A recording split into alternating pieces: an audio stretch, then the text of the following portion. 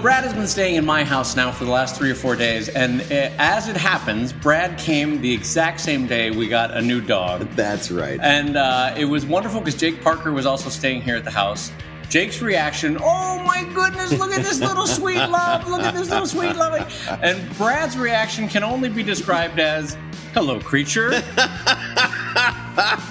I acknowledge your existence. We share this space. I see that you're having metabolic processes. You seem to be carbon-based, yes. Everything seems to be in order. I shall be sitting over here. No. You stay over there, creature. That's fine. I don't need you anywhere near me. So a lifelong love of dogs, Yes, Brad Geiger. Yeah, you can tell it's in my soul, really. It's hard to keep bottled up. Can only be described as a great lover of animals. It comes out in oodles. And meanwhile, from my perspective, every third minute around here, people's voices go up 3 octaves and they start dancing around. Look at this little squeechy-weechy face. Look at this. And all of a sudden, everybody's voices goes way up. And oh, my God. It's just like that. I mean, the dog... What is with these people? His entire life is encapsulated in 3 or 4 pounds. That's all he weighs. He's like a whisper of a dream of a dog. He weighs nothing. And so how can you not have your voice go to become the little squeechy-weechy? Anyway, so Brad Geiger, great lover of dogs, also a great lover of comics. So on that note, I will say hello, everybody, and welcome to Comic Lab, your show about making comics. And making a living from comics. I'm Brad Geiger, the editor of webcomics.com and the cartoonist of Evil Inc. And I'm his friend Dave Kellett, cartoonist of Drive and Sheldon, and co-director of the comic strip documentary Do we need to start from the beginning? Apparently this water is a little too strong. Did you slip something in here? The question is, when have I not slipped something in? That's good water. Anyway, this show is about making comics and making a living from comics, and we thank you because it's made possible by your support at patreon.com/comiclab. And Brad Geiger, Brad! Let's talk comics. Let's talk comics, my friend. So the reason that I've made the arduous flight out to Los Angeles primarily was to hang out with my friend Dave Kellett. But also, it was NCS Fest this weekend. And that was a big reason that we're all together. This was NCS's attempt at creating a comics festival, an outdoor comics festival, similar to Angoulême. And it was in beautiful Huntington Beach, California, and I've got to say it was an enjoyable weekend. Well, now, what is your big picture impression of what Huntington Beach is as a town? As a town, like very much a beach community, very much like similar to what I'd see up and down the Jersey coast, back on the East Coast, like a boardwalk community type of deal. Sure. Very much beach oriented. Everything points right to that beach. And the sarcasm in me immediately goes, same palm trees that you would see in Jersey on the coast. Yeah, but it's one of those things where it's a community where every third person walking around, even a couple blocks from the beach, is walking around either in a bikini or a banana hammock. And so as a show, Brad made the funny comment that I said, this is the only comics convention where you would see someone walking up to your booth in a bikini. And Brad said... I said, it's the only comic convention you'd want them to. There's only so many guys in Slave Leia costumes that you can take before you go, I've seen enough moobs today. That's enough. That's enough for me. I've reached my quota for today. I've reached the moob quotient. The moob quota. Thank you, officer. I've reached my moob quotient. But anyway, the city was nice. The city was beautiful. The weather, for the most part, was cooperative. We had a little rain the morning of the second day. Yeah. But it was really fun because we shared one master booth, one 40-foot-long booth with David Malky of Wondermark, Jake Parker of JakeParker.com, Brad Geiger of Evil Inc., and Dave Kellett of Sheldon and Drive. There. Yeah. And we each had individual tents, which was kind of nice. And then we just peeled back the walls between us and turned it into one big party back there. Yeah, and it was, we didn't ask permission. We just basically deconstructed the fair tents. But it was not, I kind of enjoyed exhibiting in a tent. It was lovely. Yeah. The sun was blocked. The only downside in peeling back the walls was that Jake Parker had access to my M&Ms all weekend. And he certainly did. They rapidly diminished. Every time it got to be Pavlovian. Every time I heard that little rattle, I knew. You knew I knew Jake that Parker. Jake was in the You'd area. look around to see a golem creature of Jake Parker. Gollum, M&Ms. No, it was great. We make that joke because Jake is the only one of the four of us that went out jogging 5 miles every day while he was here. So the rest of us are sipping scotch and Jake's out jogging. So Jake is the only one among us who can see his belt buckle. So totally acceptable Let alone his shoes. that Jake ate all of my M&Ms. Yeah. That is fine. Yeah. But yeah, the show itself, I would cast as underwhelming for the most part in sales, right? I mean, I think that's fair. Yeah. Listen, You don't go to a show like this for sales. I feel like you go because it's palm trees and outdoors, and it was Reuben weekend, and all like that. So you've got to put a little caveat in there, in that this was their first convention, and nobody goes gangbusters their first convention. Yeah, you had a great point. You said no first year convention is great, right? But this was good. This was good, and they tried really hard. Like there was some. that sounds so condescending.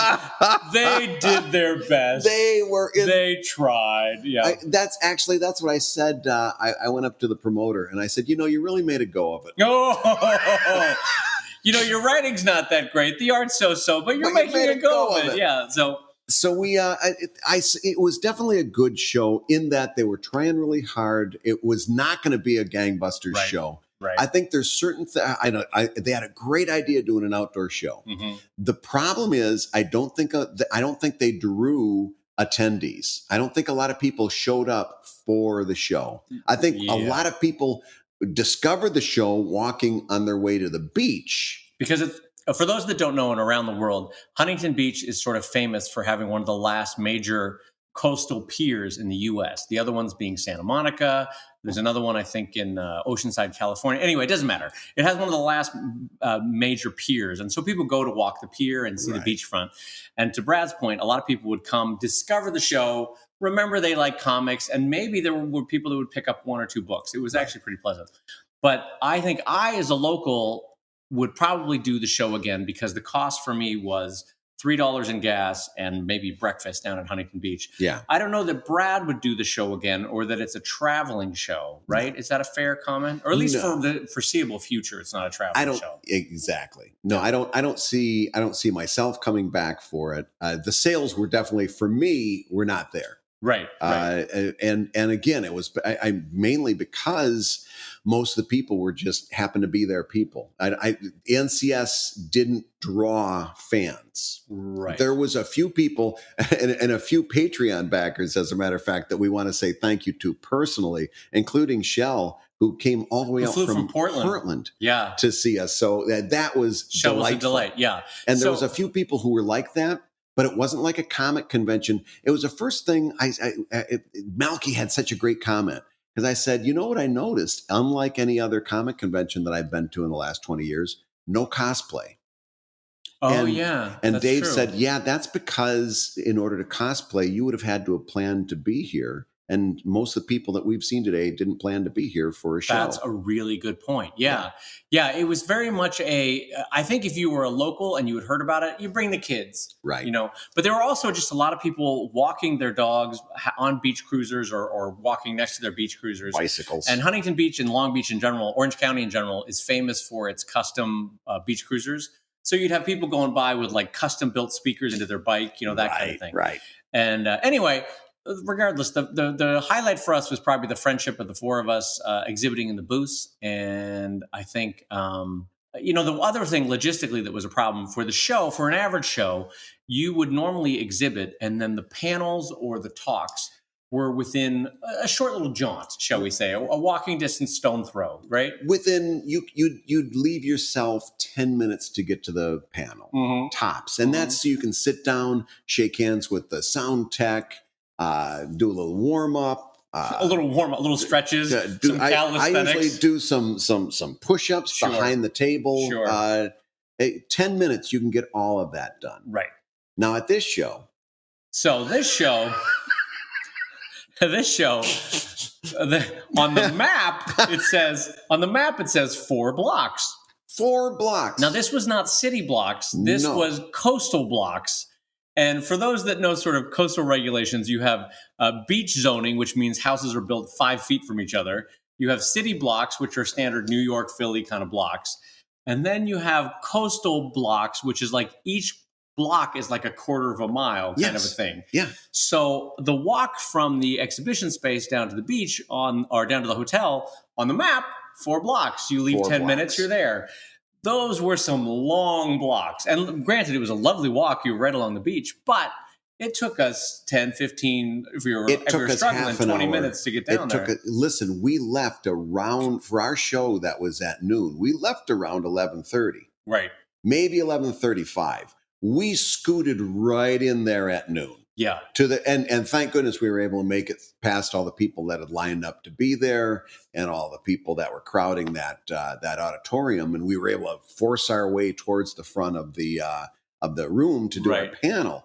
But it took us. It was I got to go back and Google map it. But if you told me that it was a mile to between the festival and the hotel, I wouldn't be a bit surprised. Right. So if you had any older con goers or people that physically had unique challenges in getting from point A to point B, it was a big ask to that distance. So, and they had a shuttle running, but the logistics of that were a little inopportune. Don't you remember what happened when we asked at the information booth where the shuttle picked up? Yeah, they said it was faster to walk, right? Yeah, she said, after first she said, well, I don't know. I'm like, really? Where does it pick up? She says, I don't know, over there somewhere. And she says, but you're probably better off to walk. And I'm like, yeah, well, okay. Yeah. And coming back, we took the shuttle, but I'm not even sure if there was a second stop there was 3 stops. If we would have taken the shuttle, we might have been late because it would have been taken the long way around. True. Then you've got to stop and let people load up. Yeah. The shuttle wasn't a great solution but in general, that was one of their biggest problems was the panels because they had a 3-tier system that confused everybody. Oh, and my professionals included. Oh, yeah. So the bulk of the show, I think, is probably safe to describe as free. Yeah. The marketplace was free. The bulk of the talks were free. But then they had a layer that could be described as paid, right? Like paid tickets to get there. Right. Then on top of that, they had another layer to sort of add to the confusion that was premium. I, after 3 days of looking at it, still don't know what the difference was between the paid and the premium. And did the premium get you into the paid? Did the paid get you into the premium? I honestly don't know. I really don't know. And I'm not trying to be a jerk. I don't know what that system was. So. I finally figured it out. It was free, which meant free. Right. Premium meant you needed to have an NCS badge, like those little wristbands. Oh, that's what that was. So you had to be at the convention to get the premium. Okay. Ticketed means that even if you had a wristband, you needed a ticket. So what happened was a lot of people came up to us at the booth after our show and said, oh, sorry, we missed your show, but we didn't want to buy a ticket or we didn't have a ticket. And we sat there and went, you don't need a ticket. You you could have been there, Right. It was so confusing. And also I'm still not sure that and I say this as a friend, I'm not sure that you're entirely right either. Because it could have been premium got you into everything with the badge, but if you were a civilian, say a non-NCS member, maybe that was the ticketed. See, I honestly don't know. I really don't know what. And part of it was as a first-year convention, like San Diego Comic-Con, Emerald City Comic-Con, they'd long ago adopted this grid system for saying on Wednesday, here are all the events. On Thursday, here are all the events. And similarly, it was really confusing both on the website and in the booklet. Like, where did you go? What was the thing? What was going on at noon? What room was it in? What were the other options also available at noon so that you could choose between them? So it was unfortunate because we, as grown adults, were looking at this booklet going, I'm not seeing everything that's in here. I don't know what else is going on right now. That was my main complaint is that, and you made the comment, if you wanted to throw a convention and you were setting up your website and you're setting up your program, what's the first thing you're going to do? You're going to look at San Diego Comic-Con and see or New York Comic-Con, see what they do. And if you can't find them, you find anything that Reed Exhibitions has done. Right. And if you can't find Reed... You find Wizard, Right? Yeah. These people have all figured this out a long time ago. Yeah. Now, you take a look. Sunday, we're riding to the show. And you go, hey, Brad, look up the panels and see what panels are there. Maybe we want to see some panels. Being a seasoned con goer, I could not find the answer to that question. Yeah. And when I finally did on the website, I found 1/3 of the total panels. Right. Because then Malky comes in with his program and you ask him the same question and he comes up with 3 times as much stuff that I was able to find looking hard on the website. Right. He finds it in the program. That's really, really bad Yeah, it's information unfortunate. dissemination. Yeah. That's something that's got to be solved for the next time they do this, because people won't show up to their panel if they don't know what the panel is. Right. And so, thinking of this charitably, there's institutional knowledge that happens after a show's been going for 4, 5, 6 years, and a lot of this is just we haven't done it yet. Right. But we'll have some feedback, and I'm sure they're going to be soliciting feedback. And anyway, long story short, we had a lovely weekend. Yes. Not a huge moneymaker for us, but No. a lovely weekend nonetheless. And the people were wonderful. I got to say, the Huntington Beach people were fantastic. Those that came up were very supportive in what they bought, and it was really lovely to meet some readers that we've never met before. And frankly, it was lovely meeting all the Comic Lab listeners. There's a lot, which was great. That was cool. And so that was good. But the most fun has been to see Brad here at the house and to see my whiskey very quickly disappearing. Just all of my stocks, years worth of stocks, just dwindling very quickly. I've explained that. That stuff evaporates. It's alcohol based. It will evaporate. Are you sure you had the caps on? I just noticed that it evaporates very quickly when you come. Must be a heat wave. Must be a whiskey heat wave. Yeah, exactly. But anyway, shall we? Was there anything else we want to talk about before we jump into $5 questions? Oh, there is. We want to talk about the end of my Kickstarter. I want to talk about this thing right here. Yeah, the Kickstarter for Pop Culture, Dave's new book. So for those of you that are watching this in video format on patreon.com/comiclab as members, you'll see that I have an advanced copy of a perfectly finished print copy of Pop Culture, which is the book that I just kickstarted. We got the advanced copy mailed into us today for approval, and it bound together beautifully, I think. Yeah. I mean, it might be one of the prettiest books that I have kickstarted to date.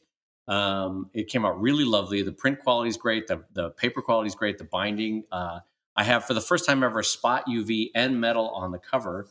And the metal foil is an interesting interplay with the spot UV. Look at you on the video. For those of you that are watching on video, Brad is manhandling this book in a beautiful way. It's very Vanna White-esque. It's delightful. Anyway, the book came out great, but I thought this would be worthwhile to talk about because the book kickstarted at 3 times what I wanted to get the value of. Right. And yet, I am coming off of my most recent Kickstarter that did 5 times the value of this Kickstarter, right? And so even as a seasoned pro, where this book is getting made, it's profitable, and over the course of the remainder of this book's stock's life, it will make double what I've already made, right? So by any stretch, it's going to do fine. And yet, it feels like, and this is worth talking about, it feels like a failure to me on some respects, because the last Kickstarter did 5 times what this one did. Yeah, I know. It's hard not to. I'm just saying, as a human response, it's hard not to feel that way. But listen, if you would have gone back in time and told a young Davy Kellett, who is just starting this stuff out in '98 or so, right? Sure. If you're and putting websites together on Microsoft Word like you're talking about today, if you were to go back and tell young Davy Kellett, hey, guess what? You're going to do a Kickstarter. You're going to start out with a book in profit. You're going to be in the black on this book. It's as if you've been paid the advance already, and you're right into royalties. Right. And it's going to be $25,000. That's going to be the number that you start at. Right. You tell a young Dave Kellett that, is he going to feel like a failure? First, he's going to ask you what Kickstarter is, because it's 1998. And he's going to be like, who is this old man telling me about Kickstarter? That's what young Davey's going to say. Yeah. No, but you're right. I mean, the greater context of this is that, of course, it did fine. People were super supportive of it. I'm so thankful for the readership that made it happen. Yeah. The book's going to do great. It's going to end up having made 40 to 50 by the time the end of that book, like the last ones that I sell. And yet, I'm just telling you, the human response, the last one I kickstarted made 116,000, 118, whatever it was.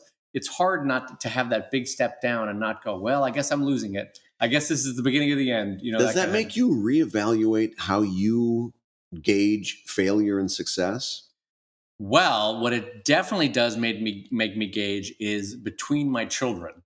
Drive did 100 and whatever, 16, 18,000. Yeah. Sheldon did 25,000. It's hard not to go, which child do I love more today? You know, it's hard not to. There's a pragmatic angle to all that you have to have. Mm-hmm. There is, in other words, moving forward, and when it comes down to which one are you going to spend more time on in the days and the months and the years to come, I'd be a fool not to go, not to tip the scales a little bit. A little bit. And that's okay. I think. The thing that's hard for me to believe. I like Drive. I like Drive a lot. I'm a Drive reader. This is so tailor-made, especially for social media. Your work is delightful. I got to tell you. Well, you know what's interesting about this book? Check it out, says the little boy. Oh, no. I'm watching sci-fi over Wi-Fi. Oh, no. And I have my Wi-Fi sci-fi blaring in hi-fi. Silent penultimate panel. The duck says, yeah, time for me to go bye-bye. From my Wi-Fi, hi-fi, sci-fi? I'm attacked. I feel attacked right. Don't read a second one. Do not read a second one. You can feel it. Stop it. There is nothing worse than having someone read your. I'm actively flop sweating. There is nothing worse when I'm reading somebody else's comic, but I agree to sit here and read to hear your words read back to you, and then like I purposefully didn't laugh at the end because I'm like, I'm going to just turn the knife. I'm going to get to the punchline and just stare. It is the worst to have your comments read back to you, especially in a monotone with no feeling. Like, hey, we're having a lot of fun today. Oh boy, we sure are. Oh no. Anyway, you're glistening. I'm glistening. I'm gonna mat my head. So anyway, the short end of this is that it is, on some level, it's a shame because it is one of the prettiest physical books that I've ever made. Yeah. And so on that end, I'm like, how did this not do as great as ones that I did 4 or 5 years ago?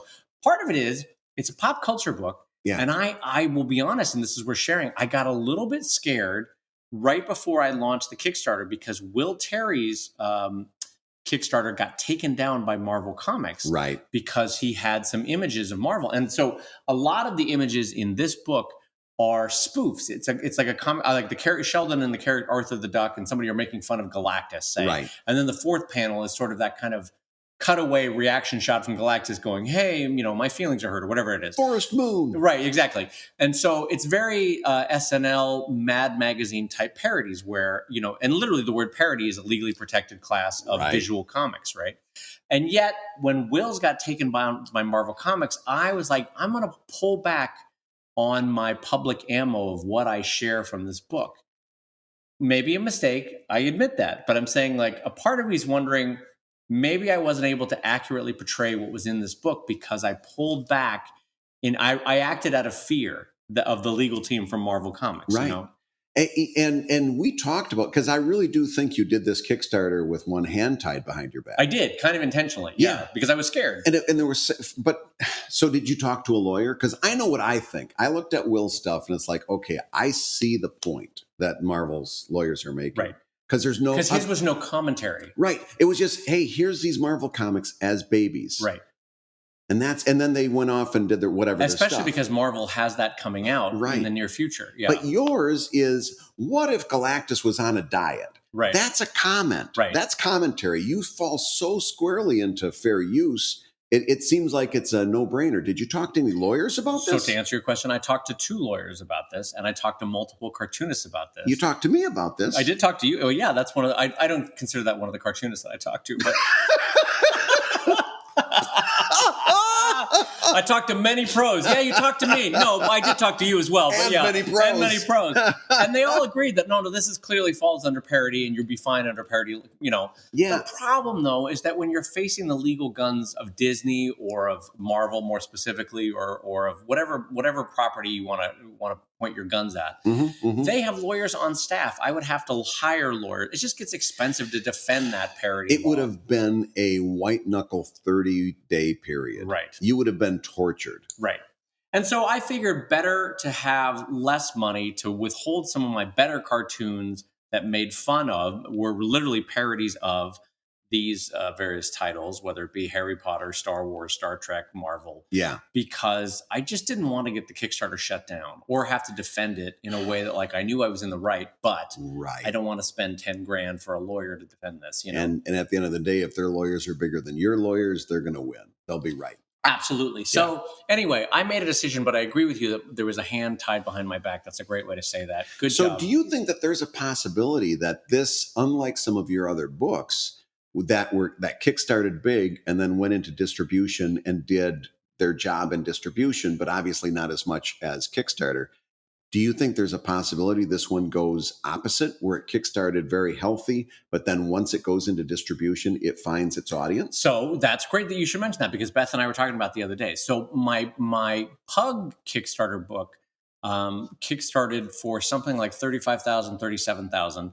I think it's done 2.5 times that in terms of convention sales and online sales. Mm-hmm. And yet my Drive book, which did the exact opposite, kickstarted at 116,000, but has made very little in post sales. You know what I mean? Yeah. Everybody that wanted it got it at Kickstarter.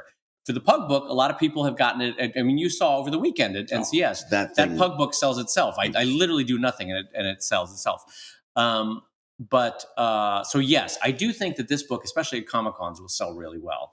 And just a note, there's a long tail to this that also includes my next Kickstarter, because I can have a tier in my next Kickstarter that says, get Dave's 2 most recent books, one of which is this one, right?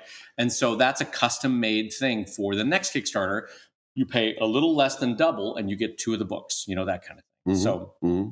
So the untapped audience will eventually get tapped. That's why I said this book will make double what it's, if not more, of its Kickstarter in the years ahead. Yeah. It's just a little disappointing in the time being, and it's a very human response, I think. No, and it's a natural response. And listen, it's why I'm glad you're talking about it today. Is because people need to hear.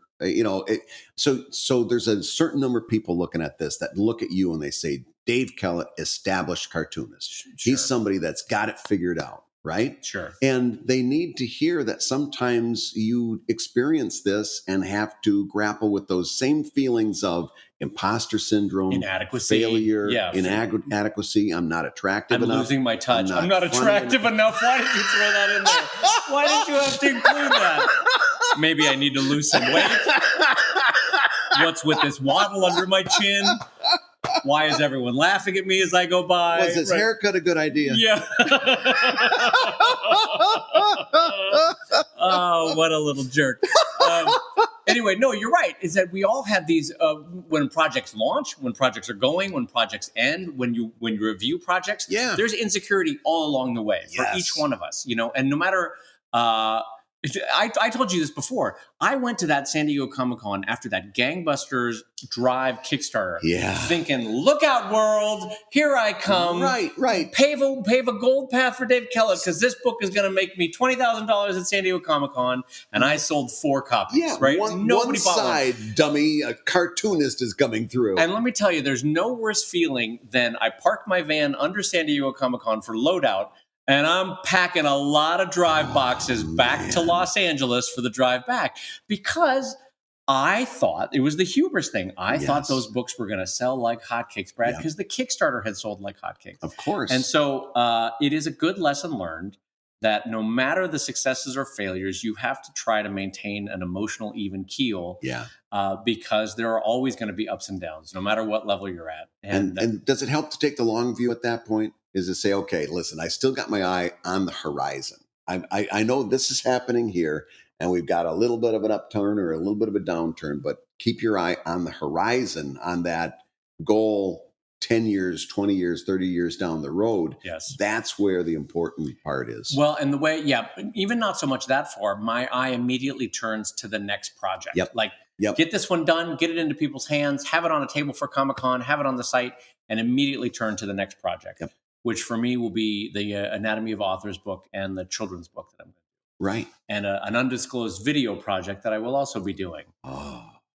that I can't talk about yet, but started that work on that this weekend. So we'll see. Just this weekend. Just this weekend, as it happens, when Brad was here. Interesting. Wonder why what that was. Just this weekend.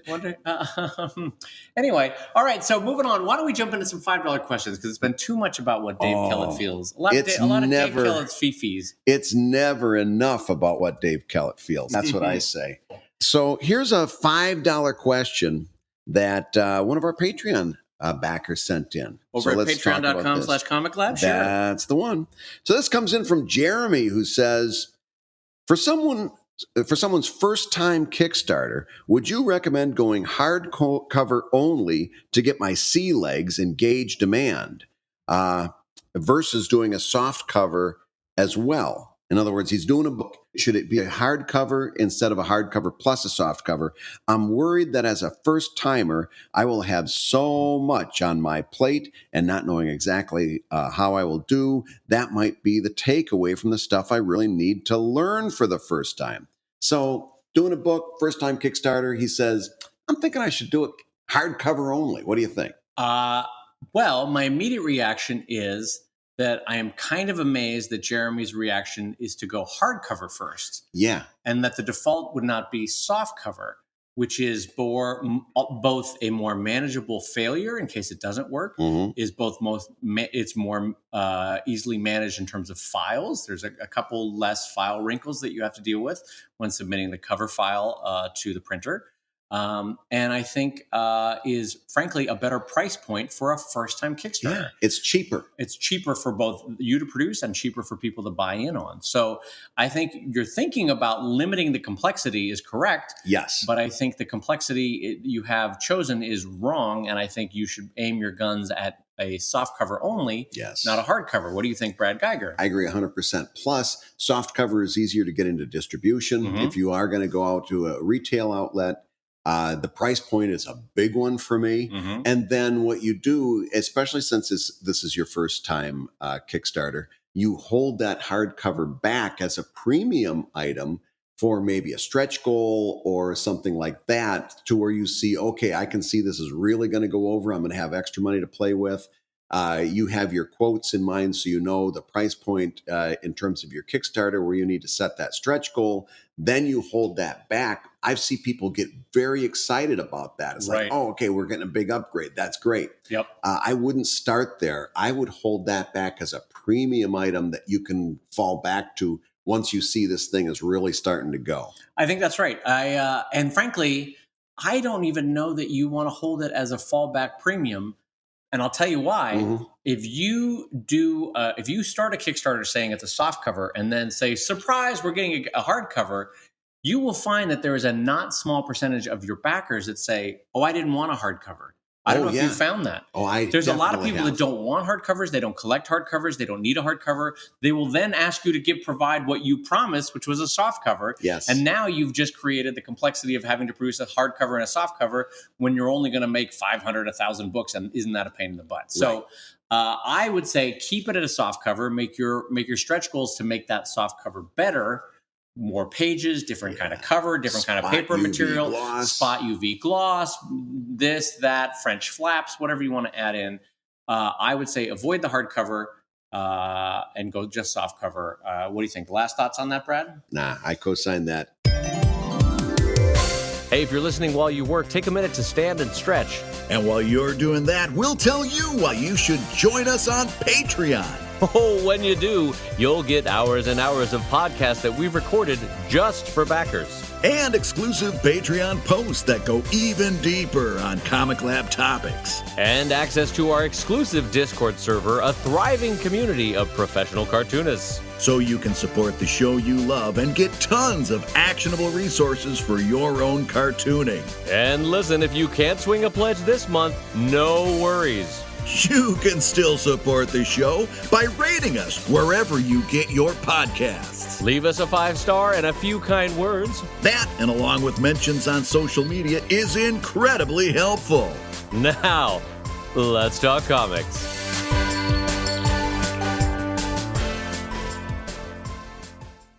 So, here's our next $5 Patreon question. Comes from Steve Barry. And he says, hi, guys.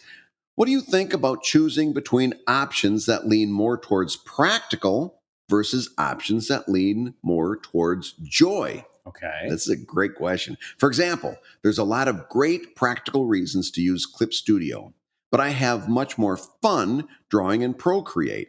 My creative side says to choose joy. That would be Procreate. My business side says to be more strategic. That's Clip Studio. What do you think? Does Steven go with joy or does he go with practical? Ooh, this is a great question. So, my immediate reaction to this is why not both? And I'll tell you what you mean. What I mean. So, And I'll tell you what you mean. And I'll tell you what you mean. I'll tell you what you're going to say, Brad Geiger, and you're going to say it. Here's what I mean.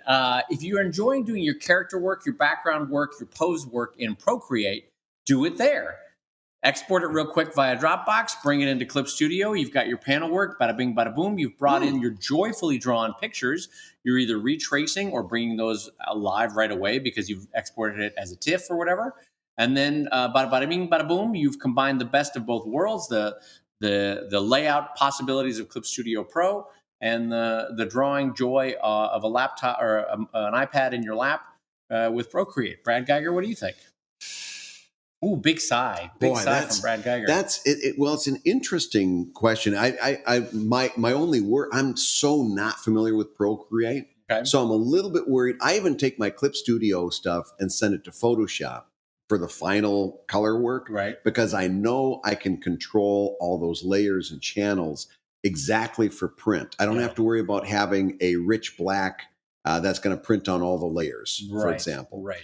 Except for when I do that, but then I scale it a certain way. In other words, I know that I can set up this thing for print exactly. You know your way around Photoshop. I don't know that. Yes, and I think it's possible in Clip Studio, but I don't even know for sure. Like to do the stuff that I want to do to that file, and in Procreate, I'm even more doubtful. Although you may very well may. Right. And so much of the way I set a file up isn't necessary quite so much for today's printing because they are so dead on register. So there's so much of it that I do that maybe isn't as important as it was. It's kind of like a belt and suspenders, for what's needed now. Yeah. Because I remember walking Jake through all this, and he says, "I'm not going to do all that. I printed a book before. I'm not going to do that." Yeah. But at the same time, I'm still hesitant myself. If you want my opinion, I'm hesitant in Procreate because I'm not so sure it's got everything that you need to give you that final file. And so I think you're probably in the hunt on the right way towards the solution. And that is to do your joyful drawing, your joyful sketch. And then when you're time to get serious about it, bring it into Clip Studio and do it the rest of the way. Right. Well, I will say, as someone who's just started dabbling with Procreate at night, in bed, watching a little TV with the missus, I'll be doodling sometimes tomorrow's comic off of a template that I've brought in from Photoshop to Procreate. Right. I'll fiddle with a Sheldon, bring it into Photoshop the next morning in the studio, liven it up a little bit on a Cintiq in a way that I can do in 2 seconds that I can't do in Procreate. There's just tips and tricks and things that you can do in Photoshop that I personally don't know how to do in Procreate. But a lot of the skeletonized work and maybe even some of the fully realized work was done in Procreate. I bring it into Photoshop, bada bing, bada boom. I'm done in 5 seconds. I print it out, and then I'm ready to start inking. Yeah. So I see why this person says that Procreate can be fun because the iPad has that thing that we always wanted, which is a digital notepad. It doesn't weigh anything. There are no cords attached. It's like a mini Cintiq with that pen. Yeah. And it's lightweight. It's pleasant to hold. The screen is clear. It's adjustable. The touch is nice. So I get why someone says, I want to draw on the iPad. That's fun. I personally understand that. But I also know it just, at least in my first cursory pass, it's not as powerful. It's not as able to do as many things as either Clip Studio or Photoshop. So I personally do some of the fun work in Procreate and bring it into the workhorse in the morning at the studio sometimes. Procreate, does that do CMYK? It does. It's a little buried as far as I remember in the settings, but yes, it does CMYK. Yeah. Yeah, that's the first thing that I would be. But as far as for me, the sketching is always the most fun because it's blue sky, and Procreate can absolutely handle that, you know? Yeah. So why not do it there? You're lying in bed, you're watching Game of Thrones, getting mad at the ending, and you're sketching away, and that's fun, you know? So that's that. So I think that's a good answer. I do too. I think, as is always the case, I think my answer was delightful. Yes, I think so, it was. Okay, so let's jump into the next question. We've got another question. Actually, I wanted to bring this up because it ties into an earlier question where somebody was asking us about our writing process. Okay. And I was listening back to the show and I'm like, oh, I really wanted to talk about this other aspect, and I didn't. And lo and behold, James Anderson writes us a question that asks about this very aspect. So if you go back and listen to that other writing episode that we did, just pick it up right here, because James says, how far ahead do each of you plot out your comics? How far ahead are you, Dave? Well, this is a topic that we've talked about before, as you said. And so here's the thing. With Sheldon, if there's an arc, it's only at tops a week, maybe 2 weeks now. And those are rare for Sheldon nowadays. You know, they tend to be really, really short, 1, 2, 3 comics in a row on a topic. But even then, there's not an arc. So with Sheldon, it's very 1 to 1 to 1 to 1 to 1, and not a lot of thought ahead. With Drive, I have plot lines literally years ahead, probably 5 years out. Do I know what I'm going to be writing? Now, is it specific? No. But I know where I need to get to. We've talked about this before. It's like knowing that I'm leaving Los Angeles and I need to get to New York. I know what New York looks like. I can picture Times Square in my mind.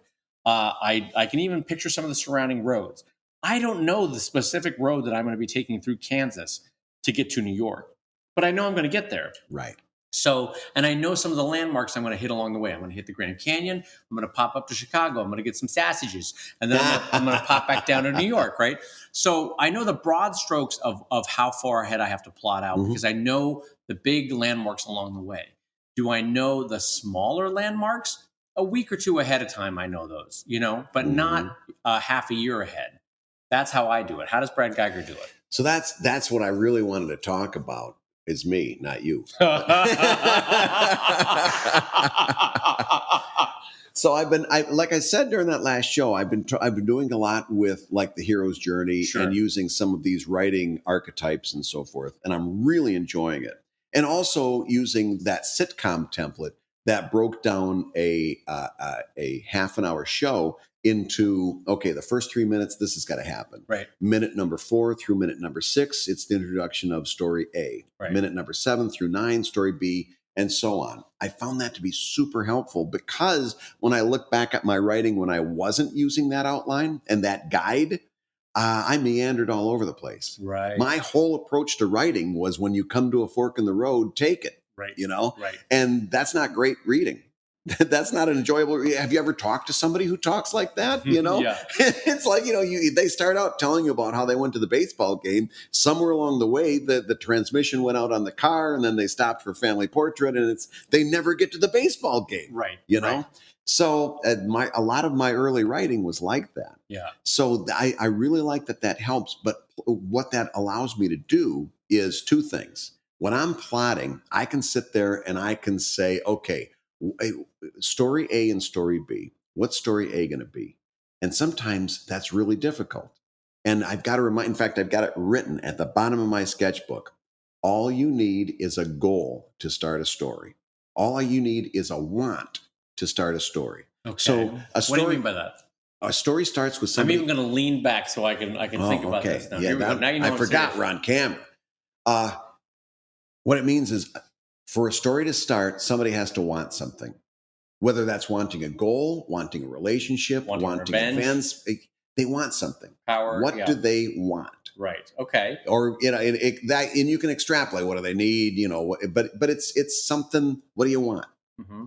And that's how in the last few chapters, each one of them boils down to one sentence. Mismatch wants to advance her relationship with Captain Heroic. Right.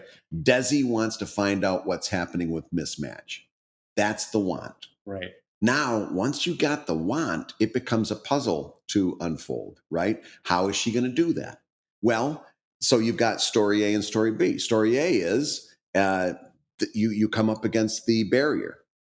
Then in the next couple of pages, it becomes you try and fail.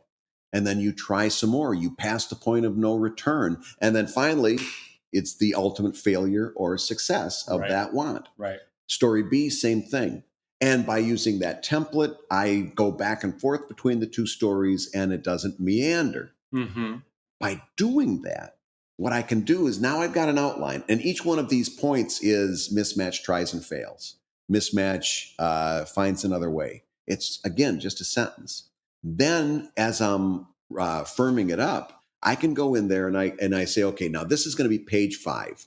In page 5, Captain Heroic needs to decide that he needs a secret identity to date mismatch. Now that's a more developed idea, right? Right.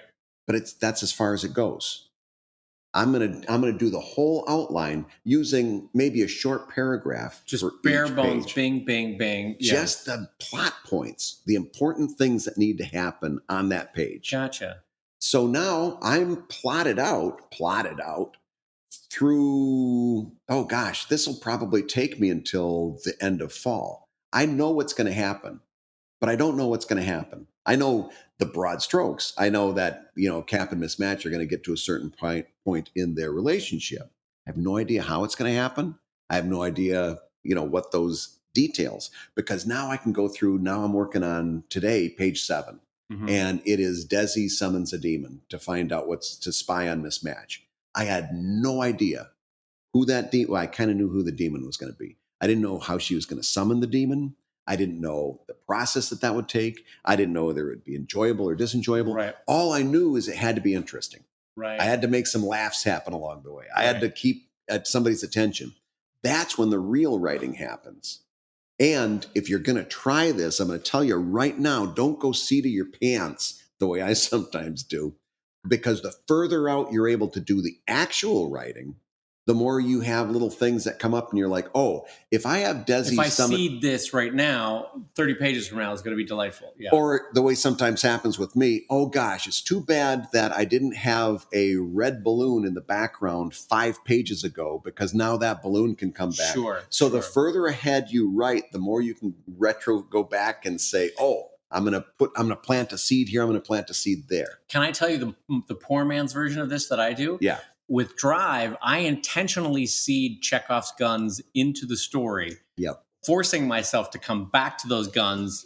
And for those of you who know, Chekhov's gun is the idea that once you introduce and leave a gun on stage in theater, you have to somehow use that gun. It is a torture to the audience and to the story to have brought and introduced this big element into a play and then not using it, right? That's a good summation of Chekhov's gun. Absolutely. So what I will do is I will introduce into the story, there is a massive engine design flaw on the Drive, and somehow it's going to pay off 300 pages from now, right? Or this character at one point stabs someone, and that's going to pay off some. I don't know how I'm going to use it, but I intentionally I basically am writing future Dave into a corner 4 years from now. Yes, intentionally. Intentionally seeding ideas into the story, knowing that I have to revisit that 200, 300 pages from now.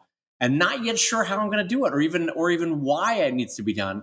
But I have thus far, knock on wood, successfully circled back on a lot of those. And people go, "You knew about that 400 pages ago?" And I go, "Yes, I did. Yes, I did." Wink, and it's just like this wink to the camera, like I didn't know how I was going to pay that off. But in the meantime, you've had 3 years to think about it. Yes. And if you're a good writer, it's sitting at the back of your brain going, I got to talk about how he stabbed that person and why they did that and what that meant to their relationship. Yeah. And so your subconscious and conscious are working on that in the background for 4 years. Now, here's the thing. You also can't introduce 10 Chekhov gun, because what you're going to do is you're going to get to the end of the story and people are going to go, well, what about the apple cart that you left on page 5 that you said the apple cart was given to him by his grandmother and it was really important to him? I don't know why I brought up apple cart, but whatever the object is or the story point is, you just have to come back to it, or people will be like, well, that's unfulfilling. Yeah. You didn't tell us what the reason for that thing was. You can say stay tuned once. Right. To one plot point. But when you say stay tuned the 10th time, they're like, oh, come on, you don't know what you're doing. Right. Chekhov's gun, I never knew that there was a phrase for that. And I'm just, I'm just flipping to the Star Trek. Don't you dare read. I'm flipping to Star Trek. Did you do Chekhov's phaser? Have you done that joke? No, but don't you dare read another comic or I will punch you in the throat. I will punch you in the throat. No, but Chekhov's phaser, you can use that. I could. Thank you. Thanks so much. I could. Just a gentle pat on your knee. Thank you so much for that. I think I've told you I did. In fact, I'm doing that right now where I'm going to say the demon can see secrets, and he's going to turn to one character and say, "Oh, does anybody else know?" And she's going to say no. And then that's going to be it. I have no idea what the secret is. Yeah. But I know that this character needs a secret. That's great. Yeah. That's great. I got to figure out what her secret is. And I got to say, one of the fun things about having Brad in the studio this week has been the back and forth of ideas. It's been delightful. It makes me wish for a studio environment that we were nearby and could share some space, because there'll be lovely lulls of 2 hours where we're just quietly working, and then suddenly someone will go, "I need a pitch on this," or "Is this working?" And you turn around, you bang, bang, bang, bada, boom. The joke is improved, the drawing is improved, the layout is improved. It's been so lovely for both of us. I've said on the show numerous times that I'm a hermit in my studio, and very proud of. I'm very comfortable in my hermitage. Sure, I like working that way. This is the first weekend I've ever thought, "Oh, geez, it'd be really nice to work here in a studio environment, like specifically with you." Yeah, this would be so nice to do, because Dave also is honest enough to say, "No, that joke ain't working." And he's somebody I respect enough that when he does say, "No, that joke ain't working," I actually listen to him. And he actually helped me through improving a comic punchline 100%. Yeah. It's a much better punchline. Well, and that's been going the other way, too, because I'm currently brainstorming the title of a future project. And Brad and I have been working on titles all weekend. And even though neither one of us have necessarily nailed it yet, we both have thrown out ideas to be like, there's an element there. Let's save that element. We're going to circle back around on that brainstorming wise. You know what I mean? Yeah. Like, we trust in each other enough to go, that's not the right path, but save the kernel element of that because there's something there, you know? Yeah. But I have been standing in that studio. I get to use the standing desk. I have been standing at that studio and thinking, "Oh, this is really nice." Like, and every now and again, like, I'll just come around, sit into one of those nice chairs, the soft chairs. The carbon-based life form sometimes jumps up on my lap. I think they do that sometimes. The dog, yes. Yeah, they do. That's called love. That's a new emotion for Brad. He's not sure how to process it. Yeah, that's called love and affection. You'll know. Yeah, exactly. That dog is giving you love. That's what that is. Yeah. But and then just say, "Oh, here's the thing that I've been," or just like brainstorming future things for Comic Lab, where it's like, "Oh, I'm going to take a 5-minute mental break. Here's something I want to talk about." Right. You know? Right. Let's just try to bang this out real quick, because we're really trying to, and this is kind of fun for the audience to know. We would really like to try to incorporate video into future Comic Labs, where you could watch us recording a Comic Lab for the either patrons or for the public. Watch it as it's being recorded, and you would get the full show, because as you can imagine, there's 2 to 3 minutes that we edit out for every show. Oh, right? Yeah. So you would get the full picture. You would see a little bit behind the scenes, and you would get to see our facial reactions, which for Brad is like watching a vaudevillian at work. The amount of times that tongue darts out his mouth, or the gesticulations of like an old 1950s Catskills comedian, just the hand make. It's like watching Paul Lynde at work, you know. "Oh, I'm so happy to be here. We're having such a fun time." Just imagine the gesticulations of Paul Lynde, and you've got Brad Geiger in a nutshell. Like, "Oh, I mean, I of course would have invited my wife, but she couldn't make it." That kind of a thing. He is a delight to be around physically. And it would be so fun to capture that on video. So we've been trying to figure out how to capture Comic Lab on video. And it's, as you can imagine, it's a technical and logistical nightmare, because you have to introduce light packages. You have to introduce separate camera tracks. You have to try to sync everything up. You have to upload video. You have to maybe do some light editing. It's all a nightmare. And so we're trying to figure that out. But anyway, it's been fun to try to brainstorm that this weekend. Oh, I know. And I mean, I've got a light package, but I never... All right. He's here all week, ladies and gentlemen. I never realized how often stick my tongue out. Now I'm doing it. My It's God. like, oh. Even that joke was a Paul Lynde joke. I mean, I never realized I had a light package. Sorry about that. Circle meets the square. Anyway, we've started doing Paul Lynde this weekend. It's been really fun. It's hard to stop once you've started. Once you start doing Paul Lynde, it's really hard to stop doing it. It really is, Peter. I'm going to tell you, Brad. I'm going to tell you, it's hard to stop doing it, and I'm going to leave it there. All right. Let's do one last question to end off this video recorded. We're trying this, by the way. We've done. And if you are a patron and listening to this on your RSS feed or on your iTunes or on your podcast app, make sure you go over to patreon.com/comiclab, tune in, and you can watch the video version of this, which we're trying for the first time since Brad's in town. Yeah. We'll see how it looks. We'll see how it sounds. And you can at least see Brad's Paul Lynde gesticulations. Absolutely. As I say, we're having a fun time here in Southern California. All right. So well, you vamped just long enough for me to find our next question. Oh, great. Perfect. I went just long enough. Yes. How's that for professionalism? This is one that you're going to love. You're going to love this one. This comes in from Mark Ashworth, who writes, if comic conventions are going by the wayside as likely places to meet other comic artists face-to-face, especially the ones you would otherwise never see in person, where else would be a good event to do that? In other words, what's the replacement for comic conventions when it comes to meeting other comic artists? Well, I'm going to posit something and then we'll talk about specifics, okay? I was once on a flight to New York Comic Con, and I was sitting next to a road salesman on a flight.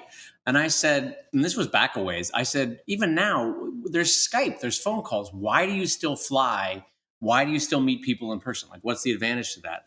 And he turned to me and he said, there's nothing like meeting someone. No. All right. He said, I can guarantee you that the personal contacts I make will generate X amount more sales than the emails, the phone calls, the Skypes, the Facebook time, the FaceTiming, all that sort of stuff. He goes, there is nothing to replace the face-to-face interaction of a human with a human. And our sales show that. And it still justifies going on the road as a salesman. And that stuck with me because I will be honest with you, the cartoonist that I meet at a Comic-Con, it's an instant bond that's much stronger than any email reach out.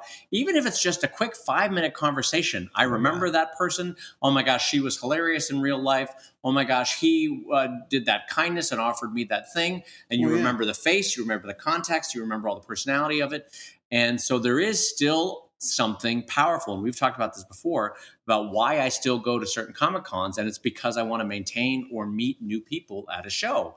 Right. And so to me, it's important. And then now let's get into the specifics of it. So for me, I got to be honest, Comics Camp in Alaska that we talked about 2-3 shows ago, that was amazing.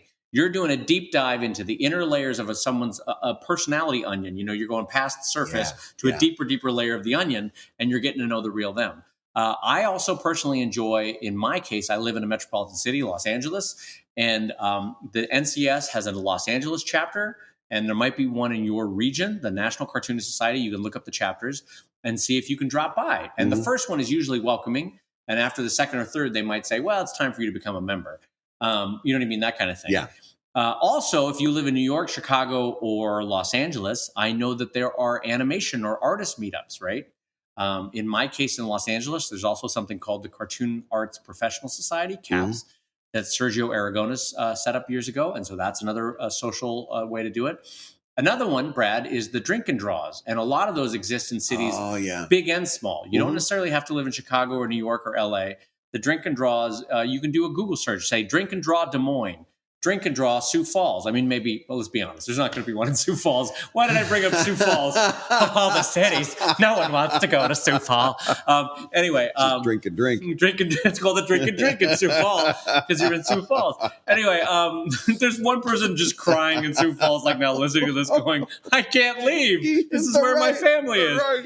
Anyway, most cities in the U.S. will have a drink and draw. And then there's another one, like live drawing events.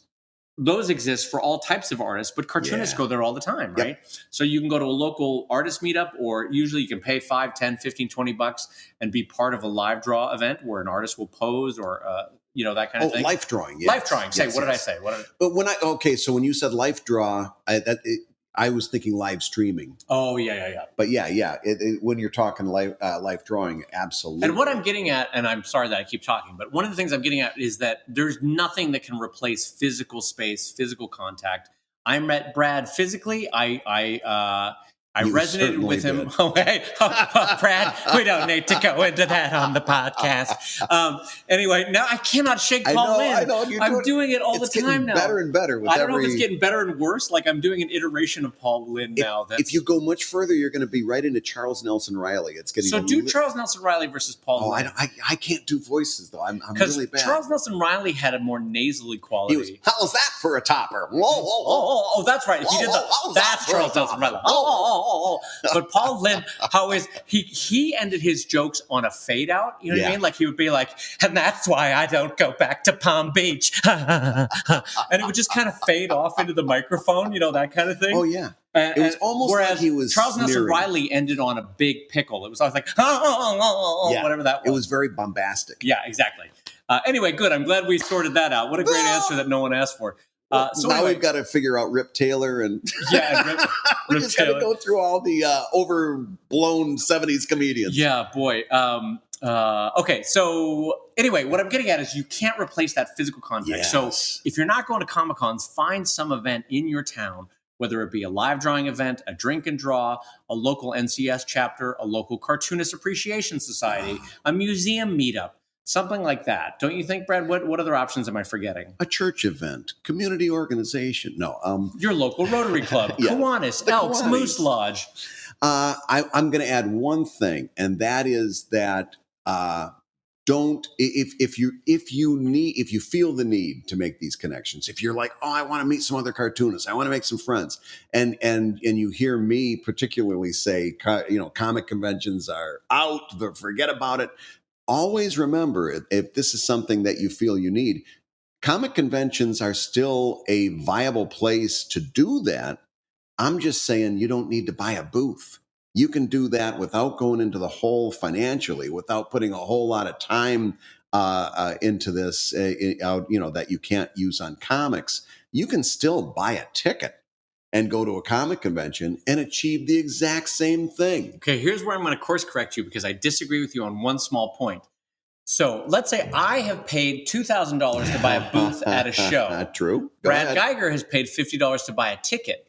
He then comes to my booth as a fellow cartoonist, not to buy anything, but to network with me.